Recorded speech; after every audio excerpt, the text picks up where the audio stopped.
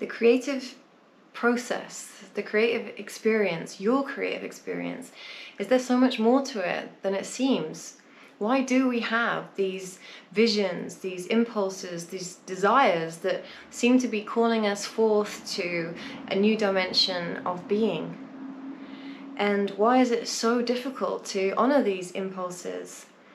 You know, I think the drama around will we, won't we, should we, shouldn't we, can we, can't we, is really a big part of what is happening. I think that our creative experience is inextricable from our soul calling.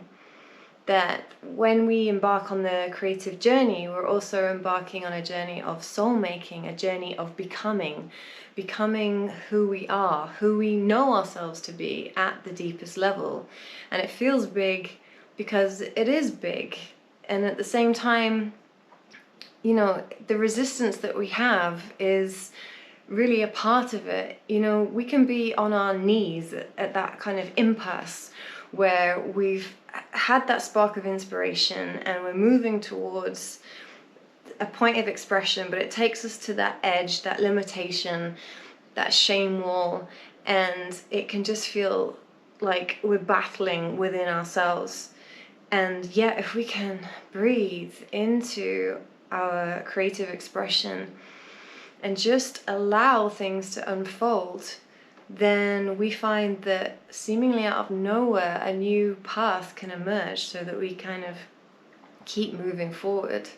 That's so different to kind of the way that it can be tempting to kind of force and push ourselves when we get so frustrated with why we're not taking action, when we have so much vision and potential within us.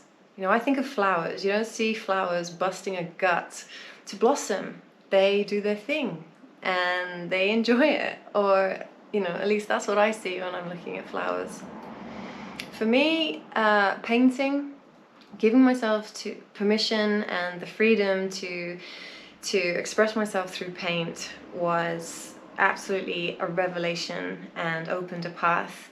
It gave me a level of freedom, expression and connection to self that I had been seeking more than I understood that I was at the time. And it's something that for over a decade I've been coming back to. I've had a very kind of swerving, intersecting path of bringing my creativity to the center of my existence. And it's taken me to some incredible places. And I'm still really hooked on how this journey is just so rich. And I often wonder what it would be like if we had more place, you know, if it was more accepted or expected that we need to honor these desires and give them the attention that they deserve. What would that look like? You know, every time that I've been in a situation of connecting with others through their creativity, you know, to really be seen and received in your fullness through your creative expression is super powerful. And you know, it really feels like you have an ally on this journey, an ally that really gets what it's like to be continually growing and dissolving, shining and fading to shadow over and over again. Because this calling, when we really let it into our hearts or really accept that it's a part of us, it's here for a lifetime. And you know, the highs can be really high and the lows can be really low, and it makes such a difference to connect with like-minded souls and have that enjoyment of unpacking and, you know, analyzing, I guess, exploring through all different lenses, all different ways of seeing. It's just, there's so much gold.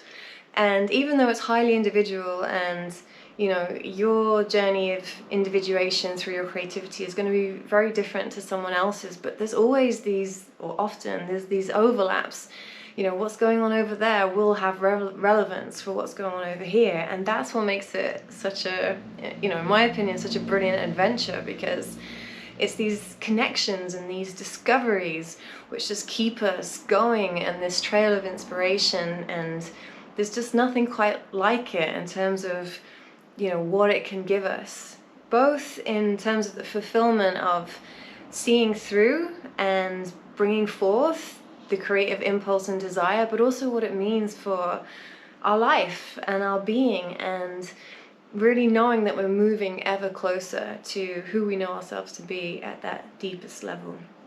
And the inspiration for the Golden Flower channel, for the podcast, is exactly this. It's creating this space to explore and unpack and connect on this journey. And if this sounds like a conversation that you would like to be part of, listen into, please subscribe and please follow the podcast.